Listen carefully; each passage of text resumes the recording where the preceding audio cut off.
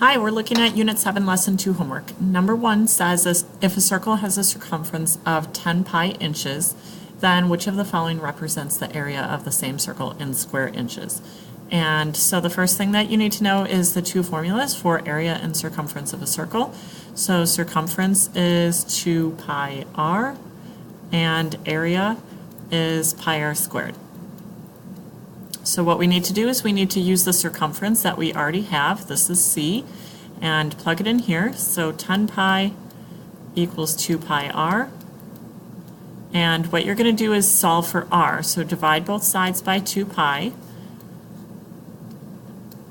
And you have a value for r. r just equals 10 divided by 2 is 5. Pi divided by pi is nothing. You have a value for r, and now you're going to take that and plug it in there. So you can finish that one up.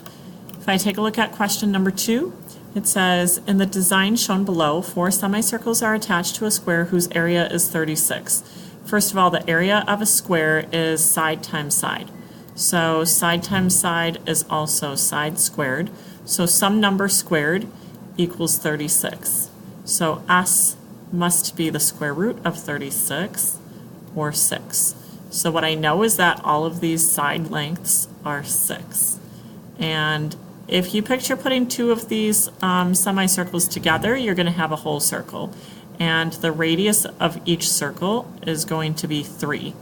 So think about how many whole circles you're going to have if you put these 4 pieces together. And you know the radius of the circle is 3. You're going to use the formula for area of a circle, pi r squared, and multiply it by the number of whole circles.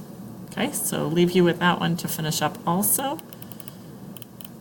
Number 3, in the following diagram, a quarter circle has been constructed using an isosceles right triangle whose legs measure 8 inches. Which of the following represents the area of the shaded region? So basically we're taking a quarter of a circle. If you picture the circle drawn all the way around here, that's not a very good circle, but like that, then you would have 4 equal pieces here. Just pretend. Okay, so we have 1/4 of a circle. So first of all, we're going to do the area of a circle, which is pi r squared, and we know the radius is 8. Pi times 8 squared, or 64 pi, and we're going to divide by 4 because we only have 1/4 of the whole circle. 64 divided by 4 is 16 pi. And we can figure out what that is as a decimal just by plugging it into the calculator and get an answer there.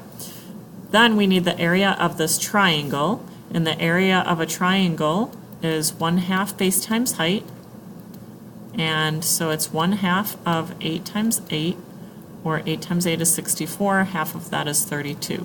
So whatever answer you get here, you're going to do 32 minus that, or that minus 32, and then come up with your answer. Okay, so again, get 16 times pi here, subtract 32 from it, and you'll have the area of the shaded region.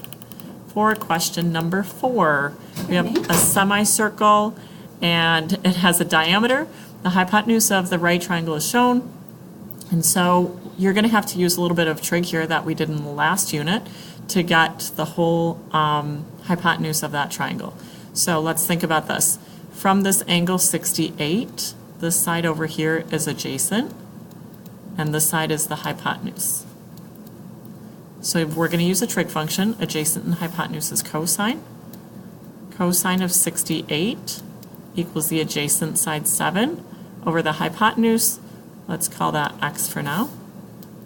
So when you cross multiply, you're going to have x cosine of 68 equals 7, divide by both sides by cosine of 68. After you do that, you're going to have the whole diameter of the circle, and I'm going to leave you at that point to finish the rest of the question.